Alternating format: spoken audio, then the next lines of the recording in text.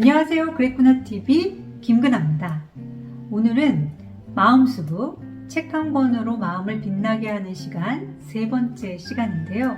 지난 영상편에 이어서 내 마음을 만지다 라는 책으로 감정에 관련된 부분으로 마음 톡톡 해드리는 시간을 가져보도록 하겠습니다. 오늘 영상을 보시게 된다면 고통 속에서 자신을 구원하는 방법, 효과적인 방법을 알게 되실 수 있습니다. 자, 그러면 함께 시작해 볼까요? 자, 우선 제가 10월에 경험했던 한 사례를 들려드려 보도록 할게요. 제가 10월 20날 허리 디스크 수술을 했어요. 그런데 전신 마취를 하거든요. 전신 마취를 하기 전에 어떤 식으로 진행되는지 낱낱이 알고 가리라 라는 마음으로 두 눈 부릅뜨고 있었지만 어느 순간 레드선 맞고 회복실에서 눈을 뜬 경험이 있습니다. 그런데 마취가 풀릴 무렵 저는 저혈압으로 무통주사를 맞을 수 없는 상황에 놓이게 됐어요. 그 순간 온몸으로 느껴지는 이 진한 고통을 머리부터 발끝까지 경험한 그런 경험치가 있습니다. 이때 이봉희 저자는 이렇게 표현을 하더라고요. 마취에서 깨어나는 순간, 다시 살아나는 순간에 느껴지는 고통은 아직은 죽지 않았다는, 살아있다는 감사한 깨우침이다. 이렇게 느꼈으면 좋겠는데 사실 그 깨우침이고 뭐고 다 필요 없고요. 그냥 저 무통주사, 진통제 아니면 소염 진통제 약이라도 막 이러면서 애걸복걸했던 경험이 있습니다. 제가 왜 이렇게 애걸복걸 했을까요? 그 고통을 경험하고 싶지 않아서 이 득적으로 느껴지는 쓰리쓰리하면서 진하게 와닿는 뻑적지근한 이 고통을 온몸으로 느끼고 싶지 않았거든요. 그런데 우리가 정서적으로도 그런 경험 있지 않으세요? 굉장히 정서적으로 고통스러운 경험을 할 때 고통을 덮어두거나 외면하거나 혹은 생에 굉장히 아름다운 것들이 있음에도 불구하고 이 고통이 너무나 심해서 이 아름다움을 느끼고자 하는 마음조차 차단한 채, 완전 셔터를 내린 채 살아가는, 마지못해 살아가는 경험들 한 번쯤은 있지 않을까 싶습니다.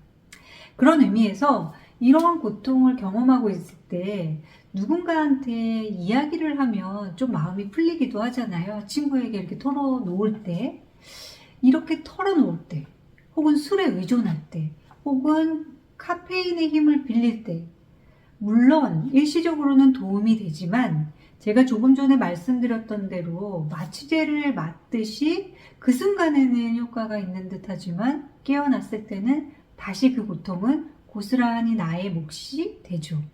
이때 어떡하세요? 어떻게 나의 영혼에 조금 더 영양분을 줄 수 있는 작업을 할 수 있을까요?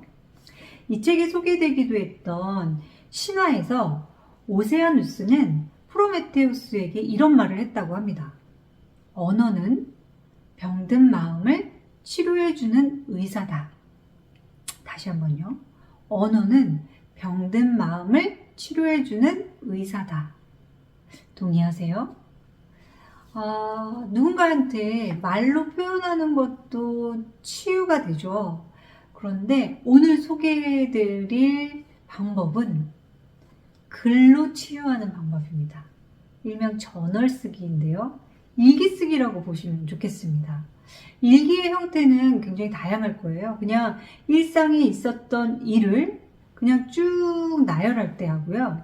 일상에 있었던 일 중에 나에게 격한 감정을 일렁이게 했던 것을 쭉 쓴 다음에 그때의 감정을 적게 할 때랑 효과가 좀 다르다고 합니다. 내가 좀 더 그 다음번 그와 같은 비슷한 경험을 했을 때 좀 더 현명하게 선택할 수 있는 힘을 길러내 준다고 해요. 그래서 오늘 저는 이봉희 저자가 계속해서 강조하고 있는 저널 쓰기, 나에게 카타르시스를 일으키고 자기 이해를 하는데 굉장히 명료성을 선물 받을 수 있는 저널 쓰기를 제가 쓰고 있는 행복일기로 소개를 좀 해드려 보도록 하겠습니다. 저는 이거를 2015년 감정 코칭이라는 수업을 들으면서 2022년 지금까지 쓰고 있는데요.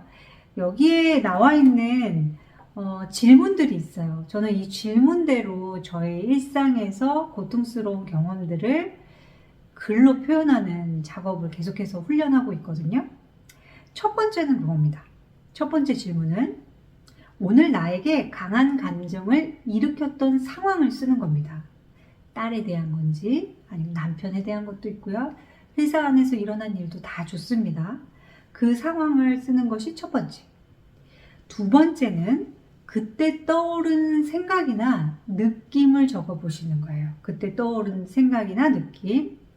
만약에 딸이 내 뜻대로 뭔가를 하지 않았을 때 그때 괘씸하다라는 생각이 떠올랐고 그런 순간 마음이 불편해졌다면 그대로 그렇게 쓰시면 돼요. 세 번째는 그때 느낀 나의 몸의 상태가 에너지가 어느 정도 되는지 마이너스 5에서 플러스 5까지로 봤을 때 어느 정도 되는지를 숫자로 기록해 보는 겁니다. 네 번째, 그때 그 일을 경험했을 때 어떤 반응을 보였는지를 쓰는 겁니다. 소리를 질렀는지 아니면 등짝을 때렸는지 아니면 미간을 확 찌푸리고 있었는지 그저 자신이 어떤 반응을 보였는지를 적어보는 거예요. 다섯 번째, 사실 저는 위에 있는 쭉 내용들과 함께 감정을 적는 것도 도움이 됐지만 마지막 질문이 굉장히 저를 성장하게 하는데 꽤나 큰 도움을 받았거든요. 어떤 질문이냐면요. 다섯 번째, 이 일을 통해서 깨달은 점은 무엇입니까? 라는 질문이에요. 내가 딸과 대화를 나눌 때는 좀 더 흥분하고 있구나를 깨달았어요. 혹은 내가 뭔가 질서와 어떤 규칙이 어긋난 행동을 했을 때는 굉장히 흥분하는구나 라는 것을 깨닫게 됐습니다. 그러면서 더불어서 같이 함께 하는 질문이 뭐냐면요. 앞으로 이런 일이 일어난다면 당신은 다음번엔 어떻게 하시겠습니까? 라는 질문이에요. 이 질문이 사람을 성장하게 하더라고요. 예, 그 고통을 좀 더 해소시키는 효과가 있기도 했고요. 제가 그 질문을 받았을 때, 우선 좀 심호흡을 한 다음에 딸과 대화를 해야겠다. 이런 생각을 했고요. 두 번째는 언성을 높이지 않고 내가 표현하고자 하는 것을 얘기해야겠다라는 생각을 했습니다. 세 번째는 손이던 이렇게 꿀밤을 쥐어주던 뭔가 폭력적인 행동은 하지 않겠다라는 거였어요. 손찌검은 하지 않겠다라는 깨달음이 있었습니다. 자, 이렇게 해서 우리가 언어를 통해서 마음을 치유하는 방법으로 저널 쓰기를 소개해 드려 보았습니다. 만약에 여러분들이 이 행복일기 쓰시고자 한다면 교보 문고나 예스24를 통해서 행복일기 심화편을 선택하시면 되고요.